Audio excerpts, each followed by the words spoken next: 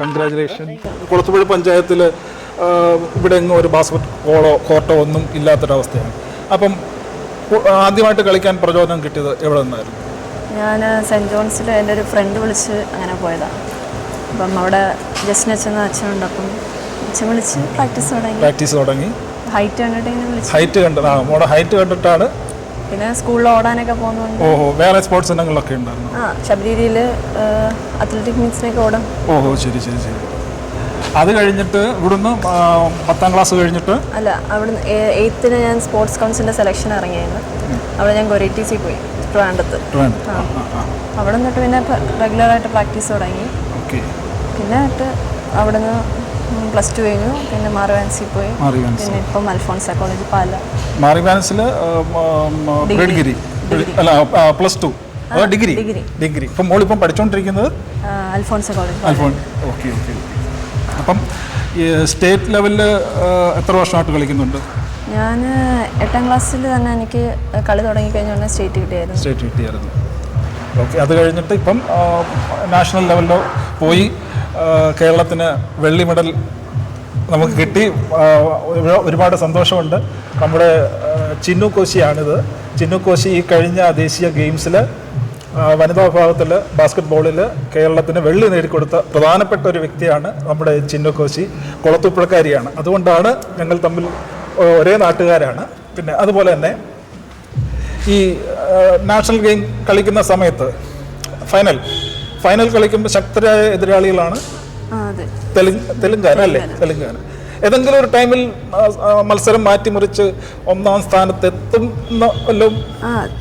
Starting നല്ല ടൈറ്റിനാണ് പോയത്. പിന്നെ അവർ എക്സ്പീരിയൻസ് പ്ലെയർ ആണ്, സീനിയേഴ്സാണ്. അപ്പം ഒരു 5 മിനിറ്റ് കഴിഞ്ഞപ്പോഴത്തേനും പിന്നെ കളി മാറി. അവർ ലീഡായി. സ്റ്റാർട്ടിങ് നല്ല ടൈറ്റ് പിടിച്ചാണ് പോയത്.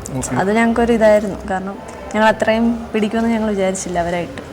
ഈ തെലങ്കാന ടീമിൽ എനിക്ക് തോന്നുന്നു നമ്മളെക്കാൾ കുറച്ചുകൂടെ ശക്തരായ ഹൈറ്റും വെയിറ്റും അവരെല്ലാം ഇന്ത്യൻ പ്ലേയേഴ്സ് ആണ്. അപ്പോൾ നമ്മൾ വളരെ ജൂനിയർ കോളേജ് പ്ലേയേഴ്സും ഒരു പ്രൊഫഷണൽ പ്ലേയേഴ്സും ഉണ്ടായിരുന്നുള്ളൂ. പോലീസിലുണ്ടായിരുന്ന ഒരാളും. പിന്നെ അവരെല്ലാം കുറേ വർഷങ്ങളായിട്ട് ഇന്ത്യ കളിക്കുന്നവരാണ്. അപ്പോൾ ആ സ്ഥിതിക്ക് നമുക്ക് വെള്ളി മെഡൽ എന്ന് പറഞ്ഞാൽ സ്വർണ്ണ മെഡലിനേക്കാളും നേട്ടമായിട്ട് നമുക്ക് കരുതാം.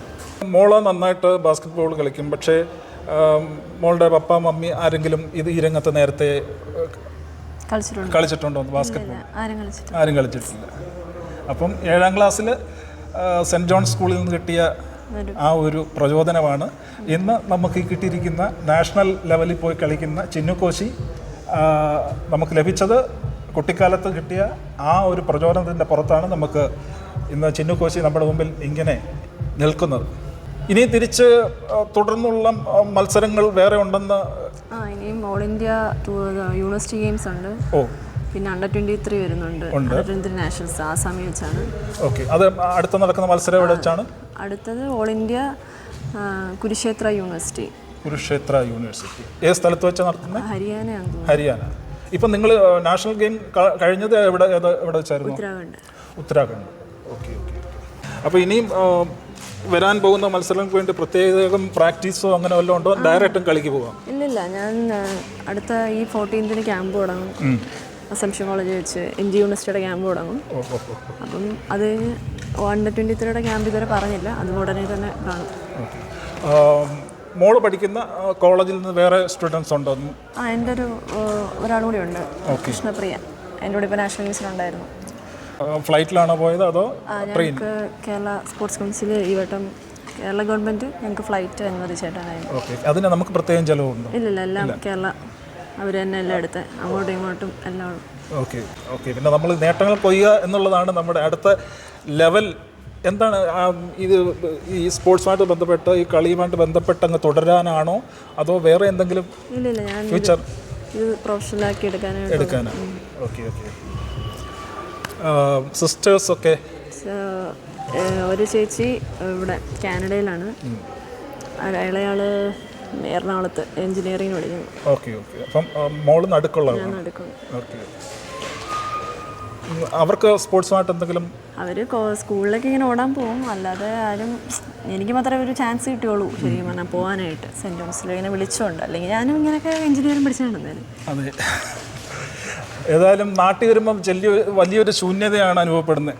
കാരണം ഞാൻ പറഞ്ഞുതരാം. നിങ്ങളെപ്പോലുള്ള സാധാരണഗതിയിൽ കുളത്തൂപ്പുഴയുടെ ചരിത്രത്തിൽ ആദ്യമായിട്ടാണ് ഒരു ബാസ്ക്കറ്റ് ബോൾ പ്ലെയർ നാഷണൽ ഗെയിമിൽ കളിക്കുന്നത്. ബാക്കിയെല്ലാം ഏകദേശം വന്നിട്ടുണ്ട്. ക്രിക്കറ്റ് സുനിൽ സാമുണ്ട്, പിന്നെ വോളിബോളിൽ ഒരുപാട് താരങ്ങളുണ്ട്. പക്ഷേ ബാസ്ക്കറ്റ് ബോളിൽ ചിന്നു കോശിയാണ് കുളത്തൂപ്പുഴയുടെ ആദ്യത്തെ താരം എന്ന് ഞാൻ കരുതുന്നു. നാട്ടിൽ വരുമ്പോൾ നമ്മുടെ പഞ്ചായത്തിൽ ഒരൊറ്റ കോർട്ട് പോലും വലിയൊരു വിഷമം തോന്നുന്നില്ല. ഞാൻ ഇടയ്ക്ക് പ്രാക്ടീസിന് പോകണമെങ്കിൽ 5 അല്ലെങ്കിൽ പുല്ലൂരാ പോകുന്നത്. അതാണ് വലിയൊരു ബുദ്ധിമുട്ടാണ്. നമ്മുടെ ഇതുപോലുള്ള പ്ലെയേഴ്സിനെ വളർന്നു വരുവാൻ വേണ്ടി ഒരു ചെറിയ തിരി പോലും കത്തിക്കാൻ നമ്മുടെ നാട്ടിൽ പറ്റുന്നില്ല എന്നുള്ളത് വളരെ സങ്കടകരമായ അവസ്ഥയാണ്. ഒരു ബാസ്ക്കറ്റ് ബോൾ കോർട്ട് ഉണ്ടായിരുന്നെങ്കിൽ ഇടയ്ക്ക് ഈവനിങ്ങിൽ പോയി പ്രാക്ടീസ് ചെയ്യുന്നതിനൊക്കെ വളരെ സഹായമായിരുന്നു. എന്തു ചെയ്യാം, സുഹൃത്തുക്കളാണ്, ഒരേ ക്ലാസ്സിൽ പഠിച്ചവരാണ്.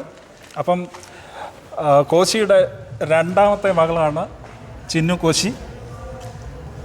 എന്താണ് ഇത്, ഞാൻ ഇതുവരെ കേട്ടിട്ടില്ല കോശി ബാസ്ക്കറ്റ് ബോളോ വോളിബോൾ കളിക്കുമായിരുന്നു. ഇല്ല, ഒരു കളിയും കളിക്കാൻ ഷട്ടിൽ കളിക്കുമായിരുന്നു. അപ്പം എനിക്ക് തോന്നുന്നു ഇവർ ഫാദറും മദറും കൂടെ ചിന്നുവിന് തന്നിരിക്കുന്ന ഒറ്റ കാര്യമുള്ളൂ. എന്തുവാണെന്നറിയോ? ഈ ഹൈറ്റ്. രണ്ടുപേരും നല്ല ഹൈറ്റുള്ള ആൾക്കാരാണ്. അതുകൊണ്ട് ചിന്നു അത് വെച്ചാണ് അഞ്ചൽ സെൻറ്റ് ജോൺ സ്കൂളിൽ വെച്ച് ജസ്റ്റിൻ അച്ഛൻ പെട്ടെന്ന് ശ്രദ്ധിക്കപ്പെട്ടത് ഈ ഹൈറ്റ് കൊണ്ടാണ്. അത് കഴിഞ്ഞ് ചിന്നുവിനെ പിടിച്ചാൽ പിടികിട്ടാത്ത വിധത്തിൽ നാഷണൽ ഗെയിംസ് വരെ പോയി. ഇനിയും തുടർച്ചയായിട്ടുള്ള കളികളുണ്ട്. ഏതായാലും ചിന്നു കോശിക്ക് എല്ലാ അഭിനന്ദനങ്ങളും നേരുന്നു. അതോടൊപ്പം തന്നെ ഇനിയും വരാൻ പോകുന്ന മത്സരങ്ങളിൽ ഉന്നത വിജയം നേടി നാട്ടിൽ വരുവാനുള്ള എല്ലാ അനുഗ്രഹങ്ങളും ഉണ്ടാകട്ടെ എന്ന് പ്രാർത്ഥിക്കുന്നു. ഓക്കെ.